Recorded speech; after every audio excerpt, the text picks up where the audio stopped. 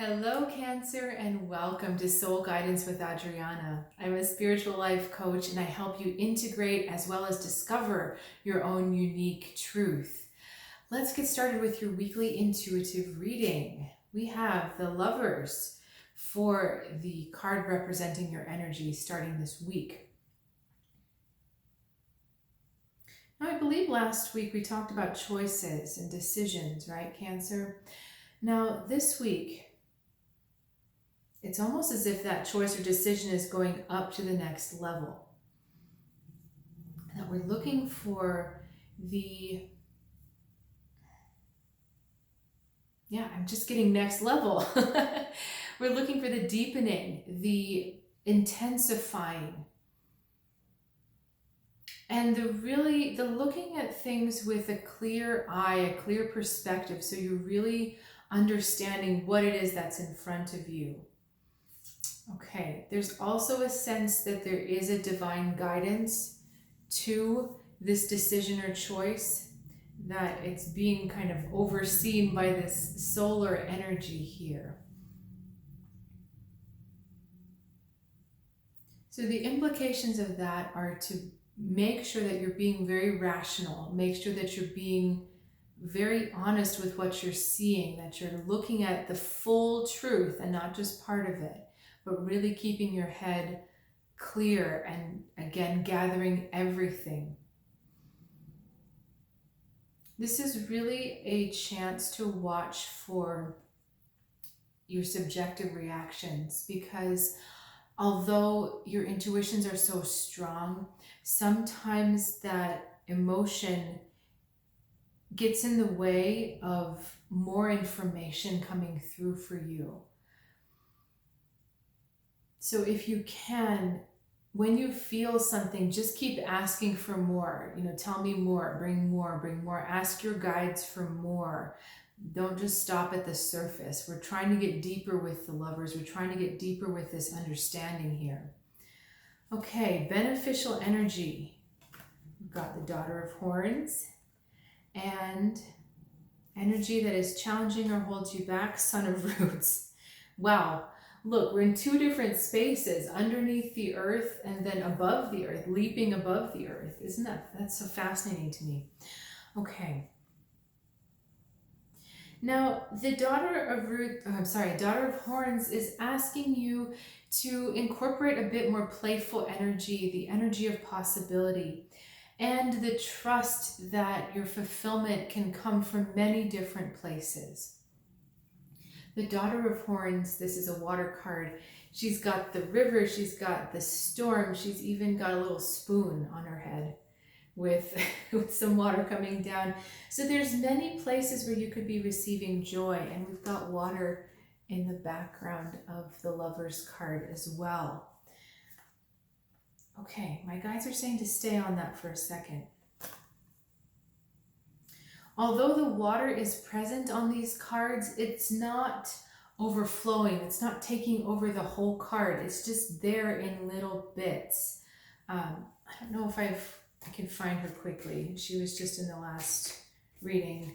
Okay, I'm not going to be able to find it. But the Mother of Horns, the Queen, the card above this one, it's totally just water. That card is all water. But there's only a little bit of water here.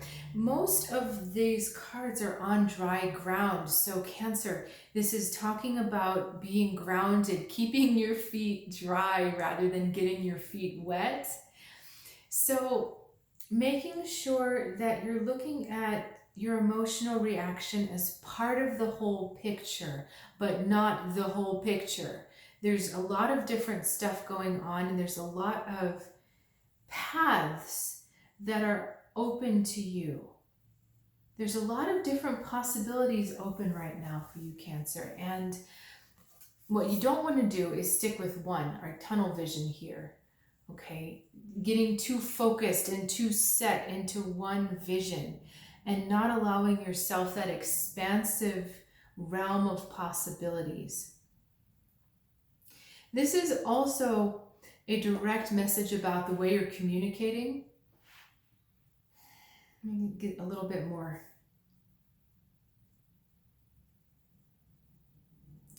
that a lot of your communication has been so focused on achieving one thing or having one thing that it's almost taking you away from that thing. What I'm kind of feeling like is that you may be so focused. I'm just going to use a silly example. Let's say that you really want to get a house built, and let's say you're building your own house, and you're so focused on getting this done that your communication with your partner is only about the house, and it's only about what has to be done. And you're not maybe listening to their tone of voice, you're not listening to their input, you're not listening to their suggestions, and you're not maybe picking up on more subtle things that's going on with them. And so there's a lot of red flags, or there's a lot of potential explosions that could happen because this person isn't being talked to, but because you're so focused on what you want. And I don't think that's the particular situation that I'm really describing, but that's the best metaphor I can come up with, is that you're missing something in your communication, and your communication is not taking into account the whole picture. It is just looking at one aspect of the picture.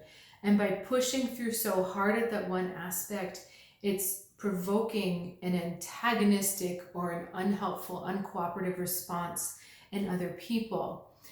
And rather than stop and say, oh, wait a second, why am I getting this blowback or this backlash? You're just like, nope, I'm just going to keep going. I want what I want, and I want it now. So again, when you can kind of back up and allow the playfulness to happen, the storm is in the distance, but we know that that water is going to reach this antelope eventually, whether it's through the stream or whether the storm actually comes to move over. So what you're looking for is going to reach you. But if you stay so closed, these possibilities can't talk to you. You can't also engage more of your environment, more of the people around you. It also looks like this Daughter of Horns is the start of a new relationship. And